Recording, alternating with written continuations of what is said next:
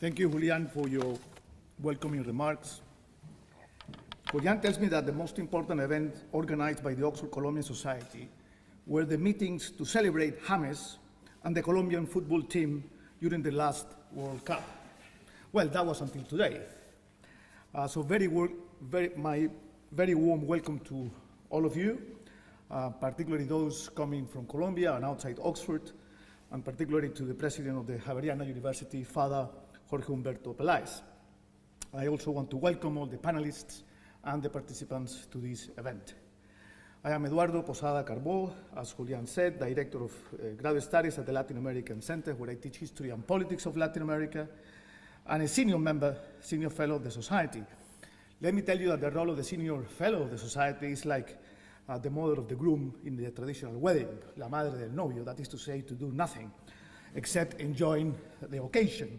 Except that Julian today gave me the task to offer you a few welcoming remarks.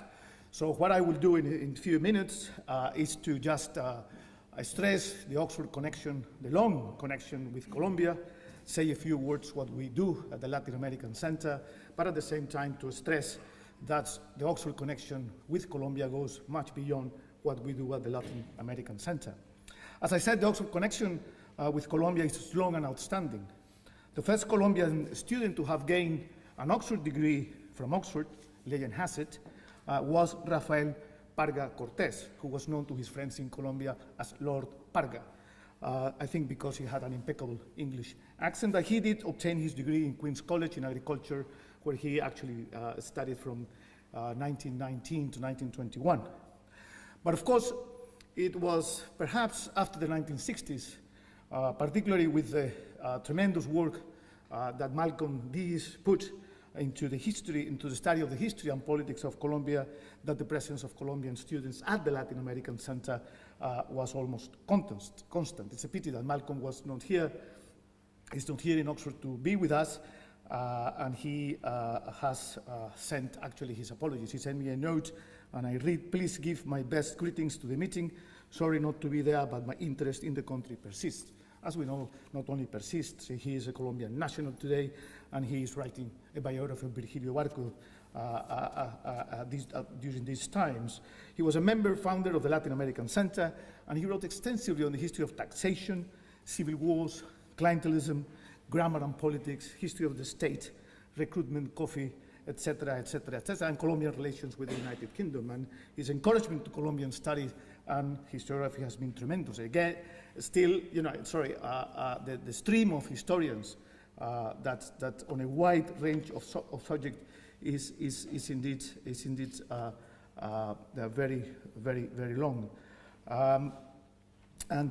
Just to mention a few topic of thesis that he supervised, for example, petitions during the late colonial period, classical works on coffee, on Antioquia and the church in Antioquia, for example, or on the Comisión Coreográfica, to mention just a few of the theses that he supervised. Also theses on philanthropy and charity.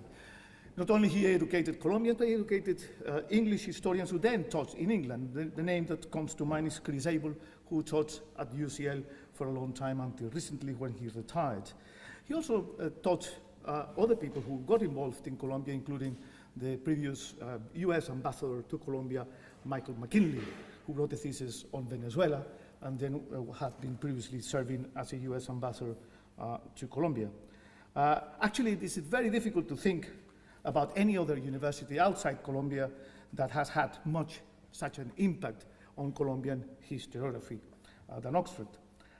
He also supervised students in politics, in areas like education and clientelism, politics of Pereira, local government in Bogota, etc., etc.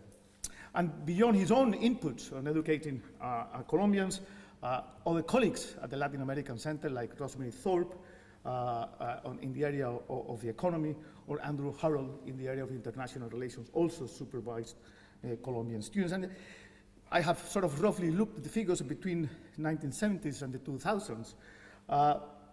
There were more than 50 master's students supervised or completed in the Latin American Center, excluding MSCs, talking about public policy or MPhil thesis, and over 40 doctoral dissertations on Colombia, and the list of topics is very wide-ranging. I'm talking about not just in the Latin American Center, but beyond. All these efforts wouldn't have been possible with the help of institutions like Colfuturo, the Central Bank, or the British Council. And not only then, Oxford has contributed to the academic life and the understanding of Colombia from a variety of subjects, but also many of our former students have gone also into public life or contribution to the public sector. And indeed, if you extend the range to not just the students, former students, but visiting fellows, I think it's certainly impressive, the list of people that have passed through Oxford and then went back to Colombia to serve as member of cabinet, in central bank, in national planning, and certainly in the vice presidency, and of course, our former President Uribe passed some time in Oxford. And recently, we had the visit of President Santos. President Santos visited the Latin American Center, but on an occasion in passing, because what he did was visiting the Oxford Poverty and Development Initiative in Oxford, since the Colombian government was using a method, a strategy that was developed by Oxford regarding poverty. So as I said, part, not all, the Oxford Colombian connection has been through the Latin American Center. That will be not only unfair, but actually is the wide range of issues in the last years or so. And even today, we continue to expand our interest on Colombia. Some of the fellows at the Latin American Center, like Professor Lee Payne on transitional justice, or Diego Sanchez Ancochea on economic policy making, they all supervising Colombian students today. Beyond the Latin American Center, the range of activities is wide-ranging. You only have to look at the membership of the Oxford Colombian Society, and you'll see the wide variety of disciplines that the societies are covering in Oxford. Experimental psychology, and of course we have Charles Spence that he's also supervising Colombian students and will be speaking later today. Education, pathology, physics, sociology, economics, materials, plant sciences, development, public policy, chemical biology, development, social science of the internet, and lawyers. The expansion on the law has been a recent one, and a very, well, perhaps not so recent, but a very welcome to some people like me who went to the law school at the Javeriana. And we have seen now Colombians teaching in Oxford. Today, we will also have in our panel Isabel Ruiz, who is teaching economics, and Alfonso Moreno, who is teaching classics. Isabel at Harris Manchester, and Alfonso at Magdalen College, at this college. So, and there are other more, I think. I only mentioned those who are contributing to as a chairpersons today, but the expansion of the presence of Colombians in Oxford is certainly impressive and welcome. And as we mark the 50th anniversary next year of the Latin American Center, we are also looking towards the future. And that's to stress the significance of this event today, organized by the Oxford Colombian Society and led by Julian, and the wonderful group of students that are contributing to this event. This event on Colombia at Oxford, innovations in science, public policy, and culture. And it is particularly significant to have the backing, the support, and the presence of the Universidad Javeriana. I remember a few years ago when Maria Claudia Peñaranda came, that has done a wonderful job organizing also Javerianos outside Colombia, and since then the activities of the university in the UK and also in Oxford is being very impressive and very welcome.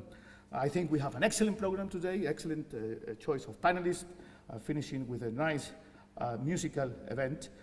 We need to thank Magdalen College for tremendous hospitality, and obviously my thanks to the panelists, and in particular to Julian and the students for the organization.